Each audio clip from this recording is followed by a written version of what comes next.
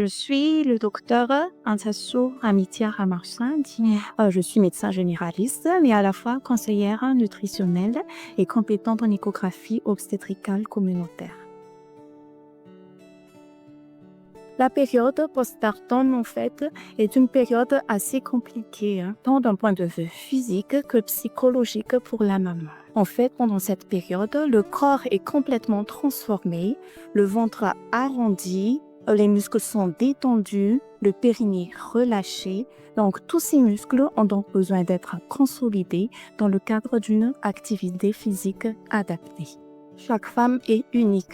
Il faut savoir écouter son corps. Mais en général, il faut attendre entre 6 à 8 semaines et la fin de ce qu'on appelle la rééducation périnéale avant de reprendre les exercices physiques.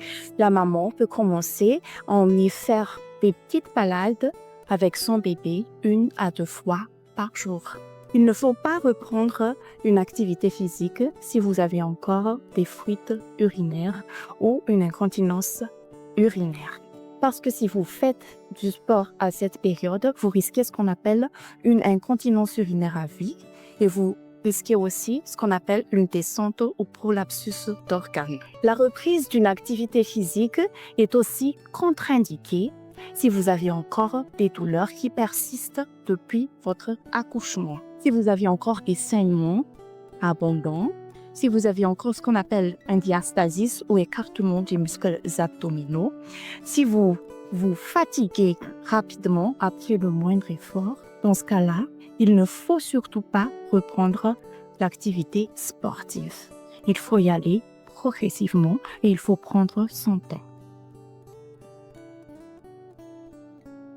Bon, on va commencer par la marche. Comme j'ai dit auparavant, la maman peut commencer à emmener en petite balade son bébé avant déjà la rééducation périnéale et après, puis on augmentera peu à peu l'intensité de la marche. On peut faire de la marche rapide et dynamique pour avoir un bon rythme cardio.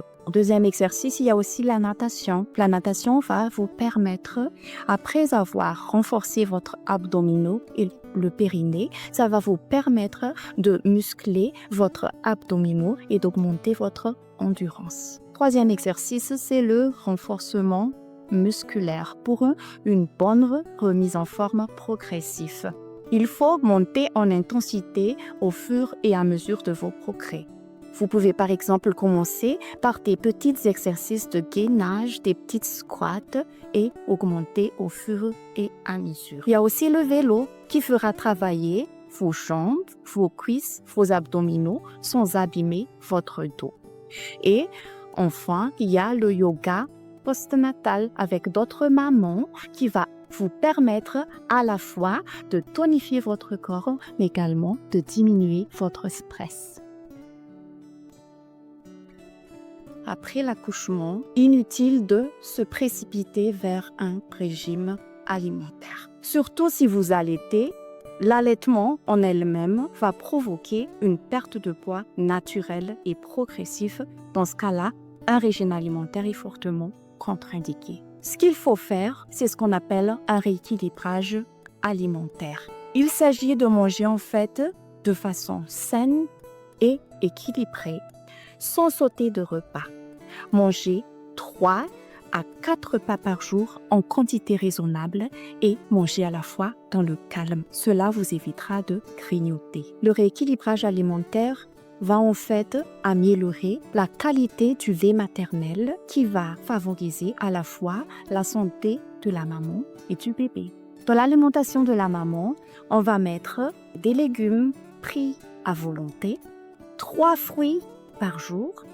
Pour les produits laitiers, on misera sur des produits laitiers allégés. On mettra aussi dans son assiette de la viande blanche, des volailles sans la peau, du poisson, mais aussi de la viande rouge maigre. Il faut éviter les glucides complexes et le sucre, donc les produits trop gras aussi, il faut éviter.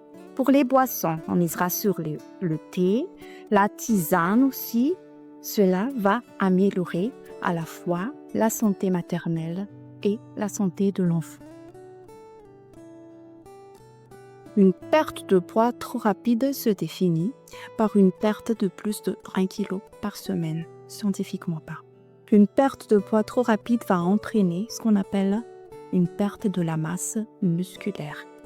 Car perte de poids ne signifie pas systématiquement perte de graisse, mais cela peut se traduire aussi par une perte d'eau et une perte de muscle. Il y a aussi ce qu'on appelle le ralentissement du métabolisme. Ce ralentissement du métabolisme va provoquer, au contraire, si vous faites par exemple un régime alimentaire drastique, l'apport calorique va diminuer subitement et va entraîner au contraire une nouvelle prise de poids. Il y a aussi, si vous ne faites pas attention, ce qu'on appelle la carence nutritionnelle. C'est le manque de nutriments essentiels. Cela va provoquer l'anémie, la fatigue, la faiblesse des os, aussi la déshydratation qui va entraîner une fatigue intense, de la constipation, l'irritabilité et tout ça.